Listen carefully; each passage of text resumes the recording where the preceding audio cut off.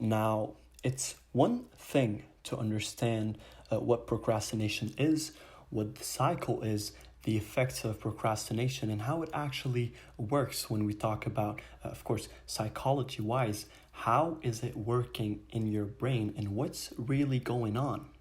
But it's another thing to understand the different types of procrastination.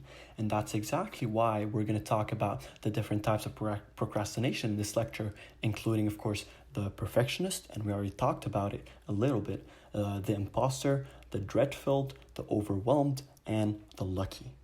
And the reason why we want to talk about the different types of procrastination, because as we said in the first lecture, one of the first steps to overcome anything is to understand it. So, as we said, it's one thing to understand what procrastination is, but then it's another thing to understand the types of procrastination that you're falling into. Once you understand them better, it'll be easier for you to overcome them because you are aware about what's going on exactly. Now, the first type is the perfectionist. This is the most common type of procrastinators. We all have tasks that we like and dislike. We dislike the tasks that we're not good at, and that's why the perfectionists usually procrastinate. They spend too much time on a task they're good at and wait for the last minute to finish the unpleasant tasks because they're not that good at them. And of course, perfectionists always want things to be perfect, and that's why they try to avoid these unpleasant tasks that they're not good at and stick with what they're good at to ensure perfection. Now, according to researchers and psychology analysis, it was found that perfectionists secretly feel bad about themselves, and that's exactly why they are seeking perfection. They are trying to erase these imperfections by doing things perfectly. And since they feel bad about themselves, there's nothing in this world that will actually be good enough for them. Studies showed that perfectionists, even when they achieve what they believe to be the perfect result that they're aiming for, which is rare, of course, but it can happen.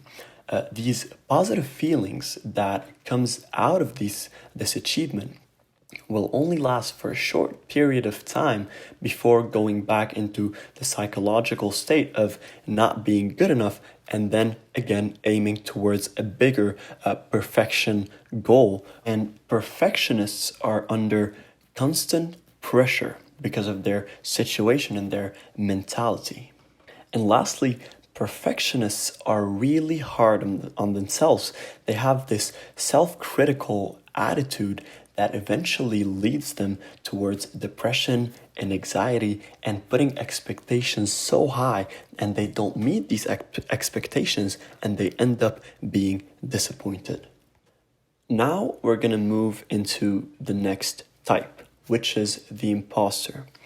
An imposter procrastinator is one who is afraid of being judged on his work. As a result, he tries to avoid revealing his work and thus procrastinating. And this imposter procrastinator, it got to a point where the imposter turned into an actual syndrome known as the imposter syndrome, and not just a type of procrastination anymore. Now, usually, the imposter syndrome comes from comparison. You decide that you want to work out, for example, and you look at your friend who's been working out consistently for 6 months and you see the progress he made, and then you look at yourself that you're starting at point zero, you're starting from the beginning, and then this comparison will discourage you and you will end up procrastinating. You see your colleague at work who did a really good job and got a promotion, and you got a project that you need to submit, but you're not sure if it's going to be good enough because you think that this guy did a better job, and then you might procrastinate. Why? Because you are comparing yourself to others, which will eventually hit your self-esteem, put a lot of pressure on you, and as you said, we don't like these feelings and we will try to avoid them at any cost. Now we move to the next type, which is the dread-filled. Usually, these are people who try to avoid boring and unpleasant tasks. They find it really hard to gather the motivation they need to do these boring and unpleasant tasks when doing other tasks that are enjoyable and that they like are easier when it comes to gathering your motivation and finishing the job. So the dread-filled is a type of procrastinators that won't work on anything that does not excite him, and therefore will lose interest and motivation to finish the tasks required that don't really excite him. Now we move to the next type, the overwhelmed. Usually, when someone gets overwhelmed with tasks and responsibility, especially under a deadline, and it can, of course, be caused by procrastination, they would start with the most important task and finish the work step by step. However, an overwhelmed procrastinator wouldn't start with anything, and therefore, he won't finish the work that is required. Because there's so much to do and it's hard to figure out where to start. So he ends up not doing anything because he doesn't know where to start. If you don't know where to start, if you can't take the first step and start, you can't finish the task because you didn't even start and you don't even know where to start. They don't look at tasks as one task at a time. They look at tasks as the entire group of tasks that would take a lot of work and a lot of time to finish all of these things.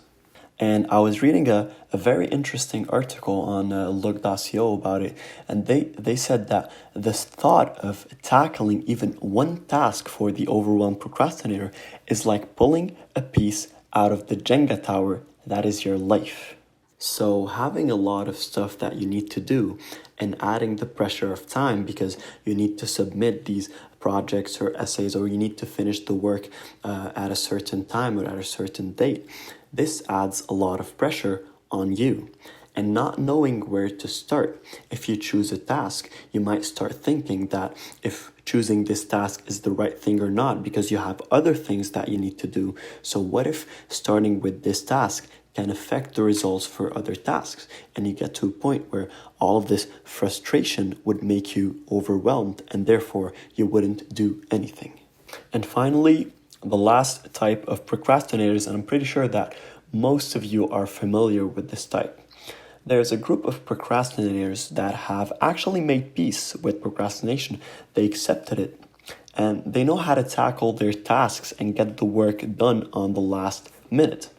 We all have friends who would study 2 days before an exam. We all know people who would write the essay and submit it in the exact same day as the deadline. And we all know people who would keep procrastinating on cleaning their room, for example, and it gets to a point where the room is a mess, which is the last minute, and then they decide to clean it up. These people usually work better under pressure. They don't crack under pressure, but they find it as a source of motivation that would push them to finish the tasks that they have, But the lucky procrastinators are not always lucky. At a lot of instances, we see these procrastinators succeeding, getting good grades, or getting the job done. But it might get to a point where they will run out of luck. And if that happens, they will perform really, really poorly because they don't even have a solid base. So now that you know all the different types of procrastinators out there, you need to review the presentation and the lecture and ask yourself questions. Do you think you're a perfectionist? Do you always aim towards perfection because you don't really feel good about yourself and you want to aim for perfection because you think that this will actually change your current situation, and when you aim for perfection, you will feel better about yourself and everything will get better? Do you feel like you're an imposter you would compare yourself to other people who are succeeding, and then you would have this fear of doing the work because you think that it's not going to be as good? Are you the dread-filled type who would not work on anything unless it's enjoyable and it actually excites him?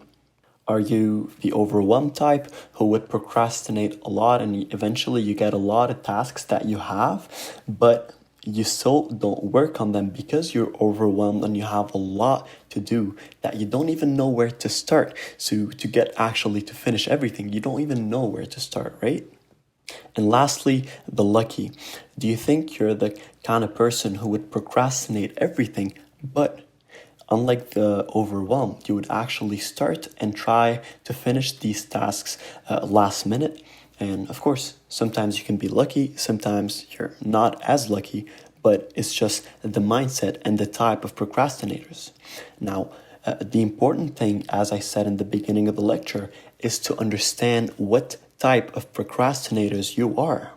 Because once you understand the type, let's say you're the perfectionist kind of procrastinators. When you're procrastinating and you're already aware that you have this type of procrastination, which is perfectionism, every time you procrastinate because of this reason, because of this type of procrastination, you will be aware of it and you'll be able to control it more because you're aware that I am procrastinating because I'm aiming towards perfection and this is not good. I need to change that. I need to think towards other things. I need to start the work.